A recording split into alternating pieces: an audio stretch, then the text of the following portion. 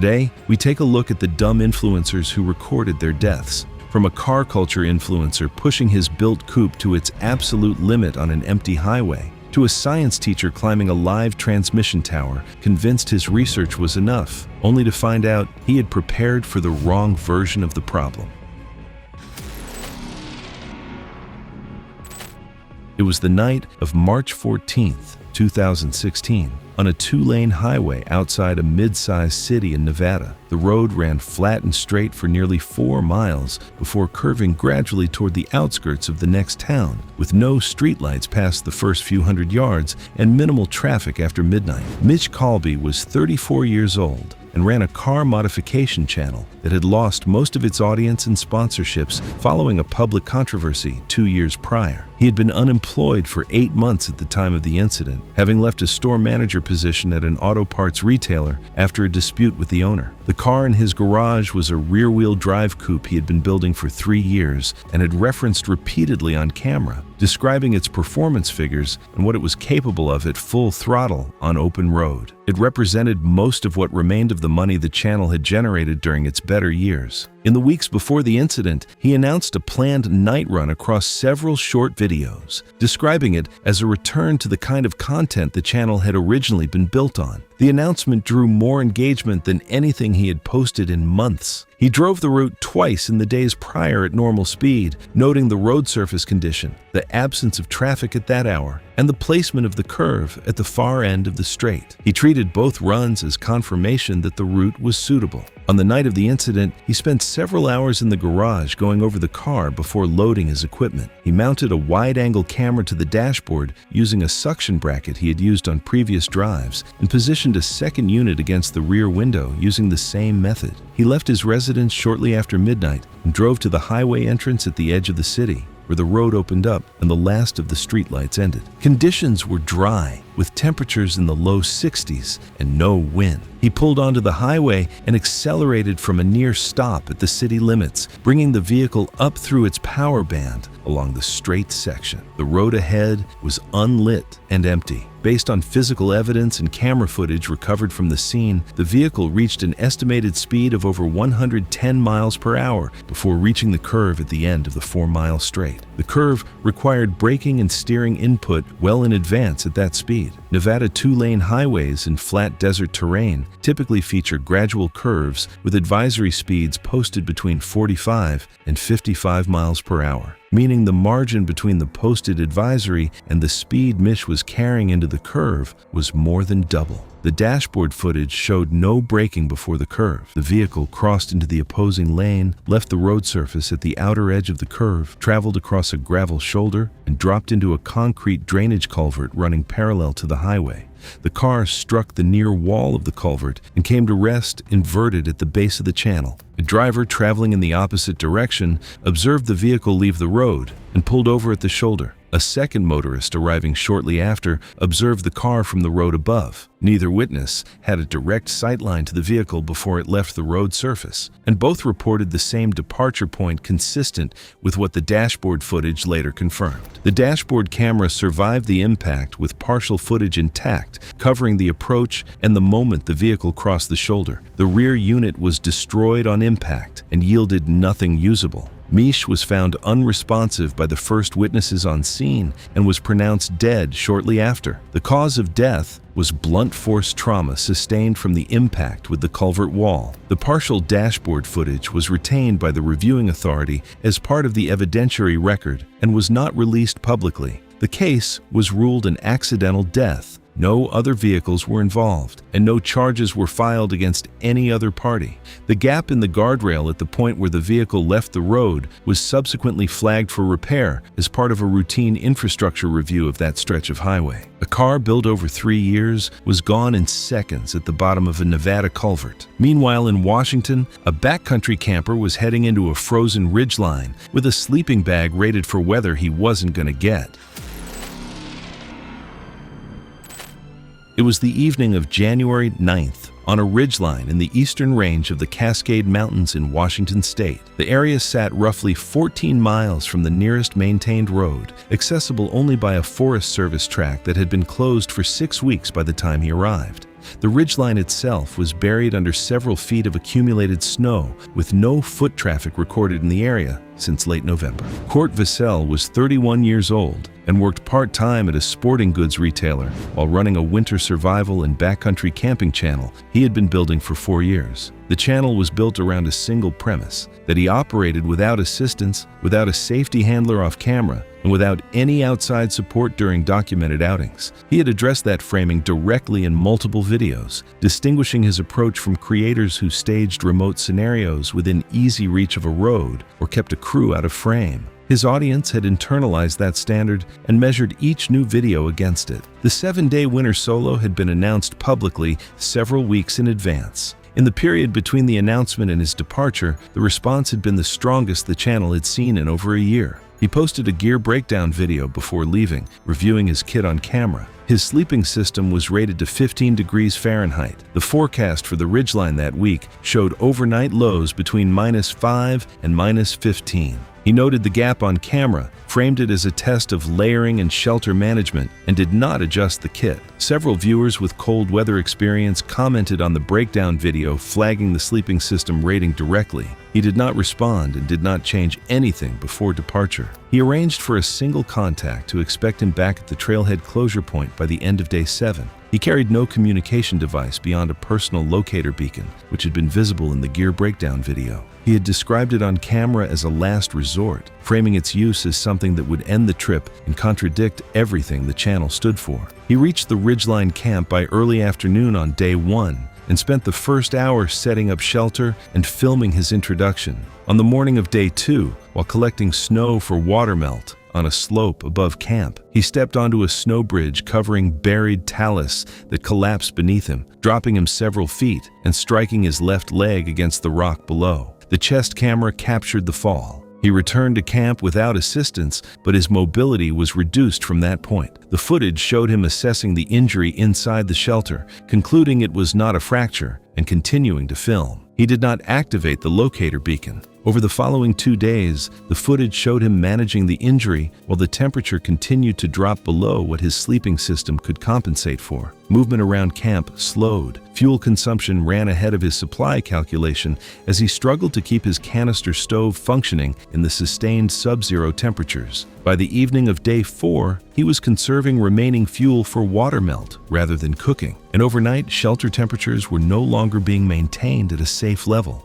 The chest camera was last activated on the morning of day 5. The locator beacon was recovered from his unused kit. His contact reported his absence when he failed to return on day 7. The ridgeline camp was located by a search team on the 4th day of the operation. The approach on foot from the closure point along a snow-covered track, adding significant time to each search day. Kurt was found inside the shelter. The medical review determined hypothermia as the cause of death. The leg injury had reduced his capacity to generate body heat through movement, and combined with the underrated sleeping system and depleted fuel supply, his core temperature had dropped to a fatal level over the final days of the trip. The chest camera footage corroborated the physical evidence and established that no other parties had been present at any point. The beacon had never been activated. The footage was held in the case record. The case was closed as an accidental death. The gear rating against the recorded forecast, the injury sustained on day 2, and the beacon condition were all entered into the record. The 7-day timeline he had announced publicly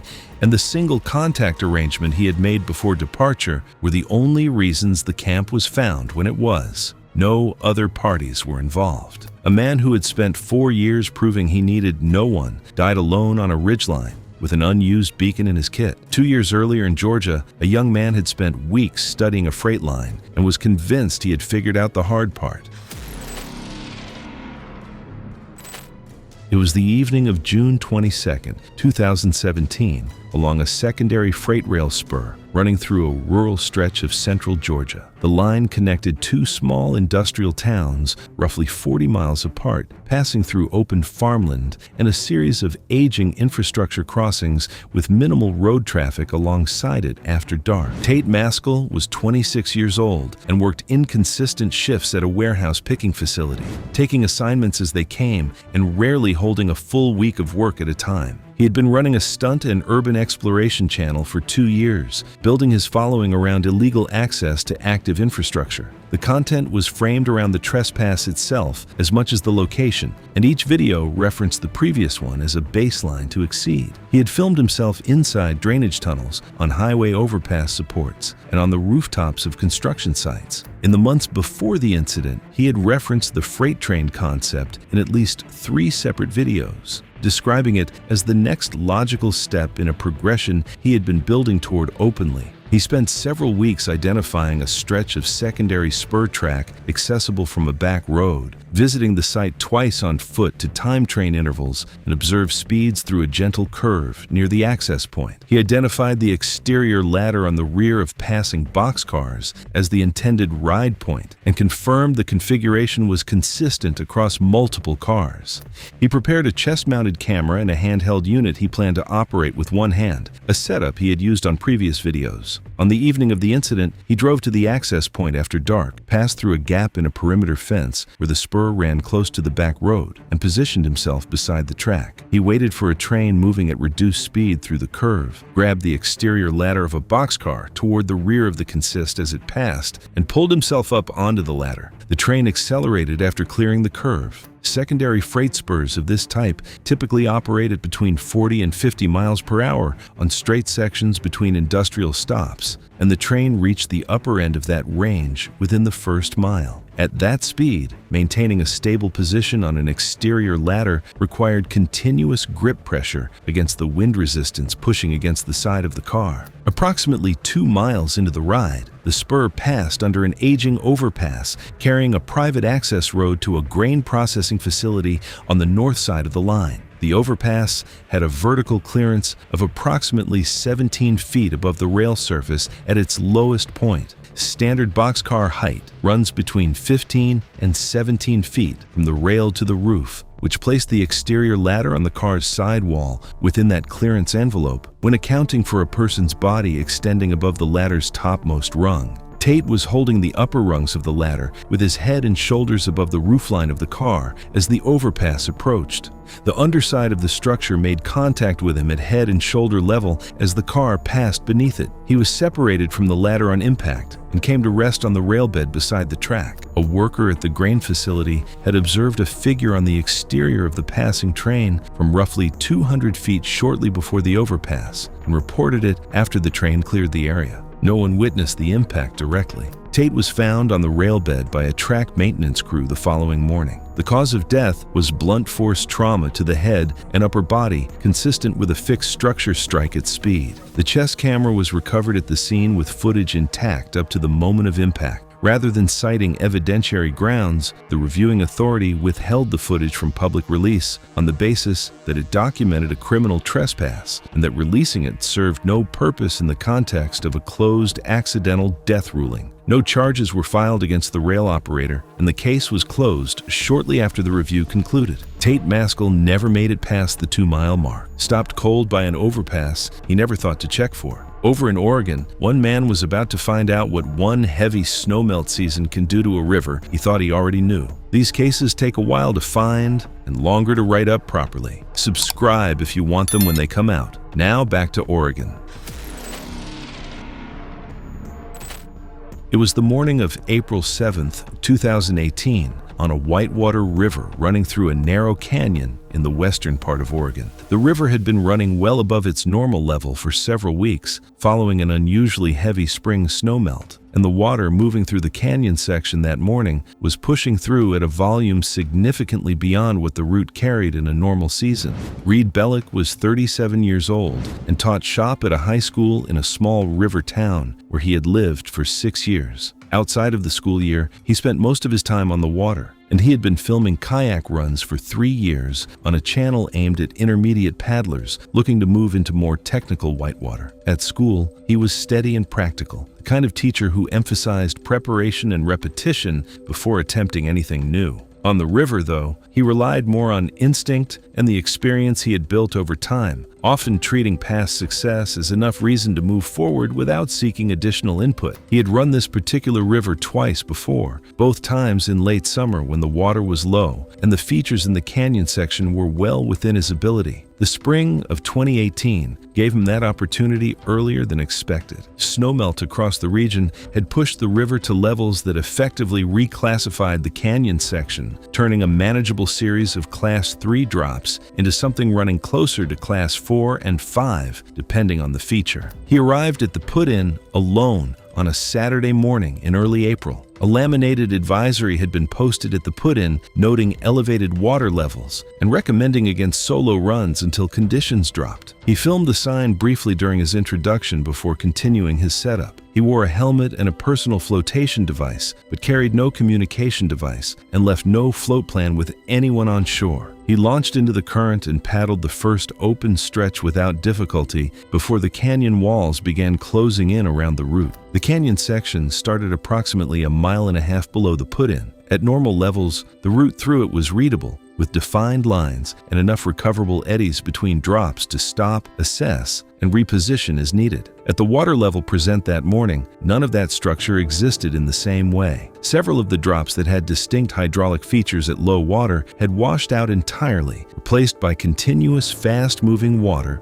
with no clear recovery points between them. Reed ran the first 2 drops without incident. The third was a feature that at normal levels presented as a straightforward pour-over with a clean exit line on the left side of the channel. At the volume running that morning, it had reconfigured into a recirculating hydraulic extending across most of the channel width. From upstream, the left side still appeared to offer the clearest approach, and he committed to that line. The hydraulic stopped the kayak on entry and pulled him into a recirculating cycle below the surface. He was separated from the kayak during the recirculating sequence. His body moved downstream with the current and came to rest against a strainer formed by a downed tree spanning most of the channel approximately 80 feet below the hydraulic. A group of hikers on a trail running above the canyon rim observed a kayak moving through the canyon without a paddler shortly after the drop, and later spotted a figure against the strainer from their position on the trail above. The river was not accessible from the trail at that point, and they had no way to reach him directly. Reed was recovered from the strainer by a water rescue team later that afternoon. The cause of death was drowning following entrapment at a strainer after being flushed out of a recirculating hydraulic. The helmet camera was recovered with the kayak downstream, with footage intact up to the moment he entered the hydraulic. The recording became unusable from that point,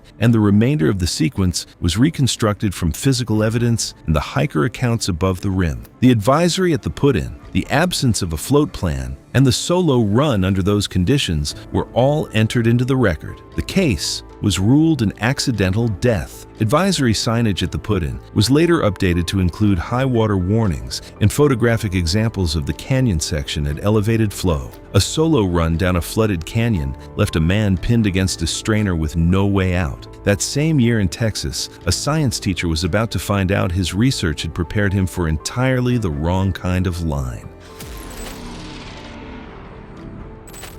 It was the afternoon of July 19th, 2016, beneath an active high-voltage transmission corridor running through open ranch land outside a mid-sized city in Texas. The corridor carried a 345 kilovolt line between 2 regional power distribution points, supported by a series of lattice steel towers spaced at regular intervals across flat, treeless terrain, accessible by an unpaved service road running alongside the bases. Sid Furling was 38 years old and worked as a substitute science teacher a few days a week. He ran a physics and electricity channel focused on making electrical concepts visible and measurable on camera, with a modest following built around viewers with a general interest in science. He was knowledgeable about basic electrical principles at the consumer level, but treated that foundation as more comprehensive than it was, dismissing corrections from viewers with engineering backgrounds as overcaution rather than expertise. He drove the service road in the weeks before the shoot, identifying a tower with accessible lower infrastructure and a clear sightline for filming. He prepared a tripod camera positioned at a distance and a chest-mounted unit and scheduled the shoot for a Tuesday afternoon in late July, when sustained high temperatures across the state pushed regional power demand to its highest levels of the year. He arrived in the early afternoon, set up the tripod approximately 30 feet from the base and began filming at ground level. The field readings were measurable but produced no immediate physical effect. After several minutes, he determined the ground level readings were not visually compelling enough and decided to climb the tower to get his meter closer to the conductors. The tower's lower access ladder started about 8 feet above the ground on the near face of the structure, reachable by stepping onto the first diagonal cross member and pulling up to the ladder base. He climbed to approximately 18 to 20 feet up the tower face. At that height, he remained well below the conductors themselves, which sat at approximately 80 feet at the lowest point of the catenary. Even without direct contact, transmission infrastructure of that voltage presents serious danger to anyone climbing or trespassing on the structure. While he remained well below the energized conductors, he was climbing active transmission infrastructure not designed for public access or demonstration. The structure itself presented a fall hazard independent of the electrical load above. He had been on the ladder for approximately 4 minutes, holding the EMF meter in his right hand and gripping a rung with his left, when the tripod camera recorded him releasing his left-hand grip. He fell from approximately 18 to 20 feet, landing on the dry, compacted ground at the base of the tower. A utility maintenance worker traveling the service road observed a figure on the tower face from roughly 300 feet away and saw him fall before pulling over. The working assessment from the medical review was that he lost his footing, or grip, while climbing active infrastructure and fell. The EMF meter was still recording field data when it was recovered at the scene. Sid was pronounced dead shortly after the utility worker reached him. The cause of death was listed as blunt force injuries sustained in the fall. The tripod camera had captured the full sequence from setup through the fall. The utility company that owned the transmission infrastructure saw it and obtained a legal hold on the footage, citing an ongoing liability review, which prevented its public release. The chest-mounted unit was damaged beyond recovery on impact. The case was ruled an accidental death, and the service road access point nearest the tower was subsequently gated and posted with updated no trespassing signage. Thanks for watching. If you like these stories, click here